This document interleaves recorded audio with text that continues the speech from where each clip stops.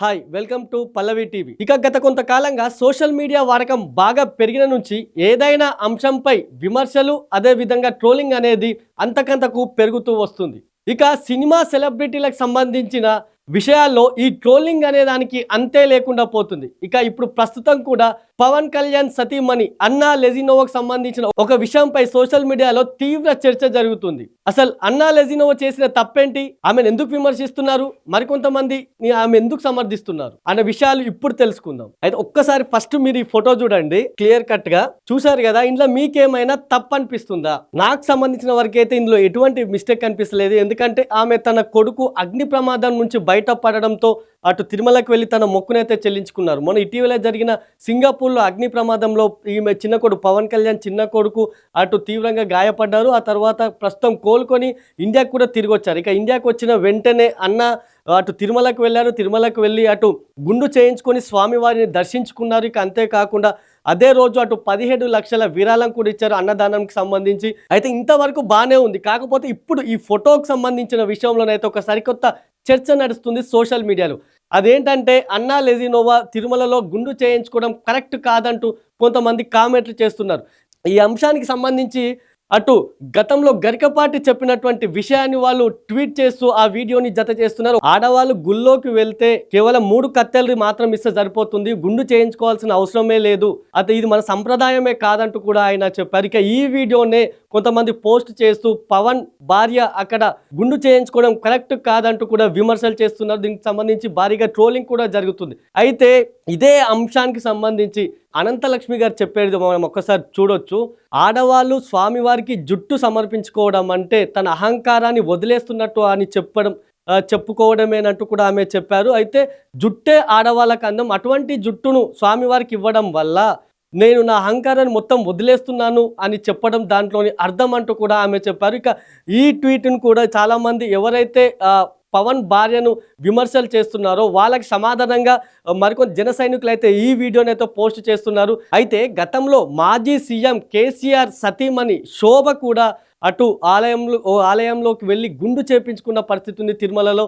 అయితే చాలామంది జన సైనికులు ఆ వీడియోని కూడా పోస్ట్ చేస్తున్నారు. అంటే కేసీఆర్ సతీమణి శోభ గుండు చేయించుకున్నప్పుడు ఎటుపోయారు మీరంతా అంటూ కూడా జన సైనికులైతే ప్రశ్నిస్తున్న పరిస్థితి ఉన్నది. ఇప్పుడు కేవలం పవన్ సతీమణి గుండు విషయంలోనే ఇంత రచ్చ ఎందుకు చేస్తున్నారు? గతంలో వీరందరూ ఎంతో మంది సెలబ్రిటీలతో పాటు ఎంతో మంది మహిళలు నిత్యం తిరుమలలో గుండు చేయించుకుంటున్నారు, వాళ్ళందరి విషయంలో మీరు ఎందుకు స్పందించడం లేదు అంటూ కూడా అటు జన సైనికులతో పాటు పవన్ కళ్యాణ్ అభిమానులు కూడా ప్రశ్నిస్తున్న పరిస్థితి ఉంది. అయితే ఏదైనా సరే ఒక అంశానికి సంబంధించి మనం చూసుకుంటే వారు ఇక్కడ గుండు చేయించుకోవడం అనేది పవన్ సతీమణి అన్నా లెజినోవా వ్యక్తిగత విషయం. దానిపై విమర్శలు చేయాల్సిన అవసరం లేదు.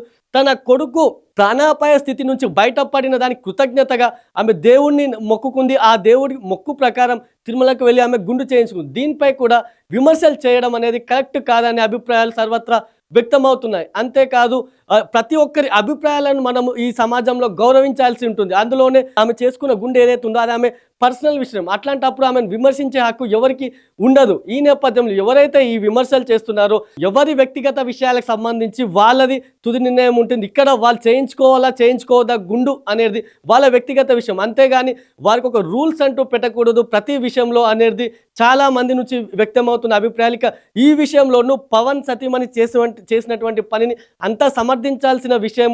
అంతేకాని ఇలా అడ్డగోళ్ళు తప్పుడు పోస్టులు పెట్టడం కరెక్ట్ కాదంటూ కూడా చాలా మంది పోస్టులు. ఇప్పటికైనా ఈ ట్రోలింగ్కు ఇప్పటికైనా ముగింపు పలకాలంటూ కూడా చాలా మంది అభిప్రాయం వ్యక్తం చేస్తారు. అయితే ఇక్కడ పవన్ కళ్యాణ్ సతీమణికి సంబంధించి మనం ఇక్కడ ఇంకొక విషయం చూడొచ్చు. తిరుమలకు వెళ్ళే ముందు, ఆలయంలోకి వెళ్ళే ముందు పవన్ సతీమణి ఇక్కడ డిక్లరేషన్ ఫామ్ అయితే ఫిల్అప్ చేసి ఆమె వెళ్ళింది. ఎందుకంటే తిరుమలకు వెళ్ళేది కొన్ని రూల్స్ ఉన్నాయి, అదేవిధంగా కొన్ని ఆచారాలు పాటించాల్సి ఉంటుంది. పవన్ సతీమణి వచ్చేసి రష్యన్ జాతీయురాలు, ఆమె క్రిస్టియన్. ఈ నేపథ్యంలో తిరుమలకు అన్య మతస్థులు వెళ్ళాలంటే కంపల్సరిగా డిక్లరేషన్ సమర్పించాల్సి ఉంటుంది. ఈ నేపథ్యంలో అన్నా లెజినోవా తన మతాన్ని ఎక్కడా కప్పిపుచ్చుకోకుండా అక్కడ డిక్లరేషన్ ఫామ్ను నింపి ఆమె ఆలయంలోకి వెళ్ళారు. ఇది ఒక అభినందించదగిన విషయంగా చెప్పవచ్చు. ఎందుకంటే మనం గతంలో కూటమి ప్రభుత్వం, టీడీపీ కూటమి ప్రభుత్వం మనం అధికారంలోకి వచ్చాక జగన్ సంబంధించిన విషయంలో కూడా ఇదే రాద్ధాంతం జరిగింది. గతంలో జగన్ తిరుమల పర్యటనకు వెళ్తుండగా అక్కడ డిక్లరేషన్ ఇచ్చే వెళ్ళాలంటూ టీడీపీ నేతలు ఆరోపించారు. ఆ తర్వాత జగన్ పర్యటన కొన్ని అనుకోని కారణాల వల్ల అక్కడ రద్దయింది. అయితే డిక్లరేషన్ ఇవ్వాల్సి వస్తుందనే జగన్ తన పర్యటన రద్దు చేసుకుంటున్నారంటూ కూడా గతంలో టీడీపీ నేతలు ఆరోపించారు.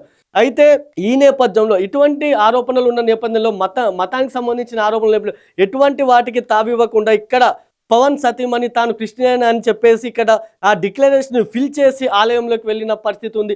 ఆమె పక్కా ఆచారాలను పాటిస్తూ కూడా తన కొడుకుకు సంబంధించి ఏదైతే ప్రాణాపాయ స్థితి నుంచి బయటపడ్డాడో ఆ మొక్కును తీర్చుకునేందుకే ఆమె ఆలయంలోకి వెళ్ళిన పరిస్థితి ఉంది. అక్కడ ఆ మొక్కులో భాగంగానే ఆమె అక్కడ గుండు కూడా చేయించుకున్నారు. ఇటువంటి తరుణంలో ఆమె చేయించుకున్నటువంటి ఆ గుండుపై అనవసర విమర్శలు అయితే అవసరం లేదు. అవసరమైతే ఆమె వ్యక్తిగత విషయానికి సంబంధించిన ప్రతి అంశంపై స్పందించాల్సిన అవసరం, అదేవిధంగా ప్రతి అంశంపై విమర్శలు చేయడం తగదంటూ కూడా చాలామంది పోస్ట్ చేస్తున్నారు. ఇక ఈ అంశంలోనూ ఇప్పుడు కూడా మేము అదే చెప్తున్నాం, ఏదంటే అన్నా లెజినోవా ఏదైతే గుండు చేయించుకుందో దానిపై అనవసర రాద్ధాంతం కాకుండా ఆమె వ్యక్తిగత అభిప్రాయాన్ని అందరం గౌరవిద్దాం.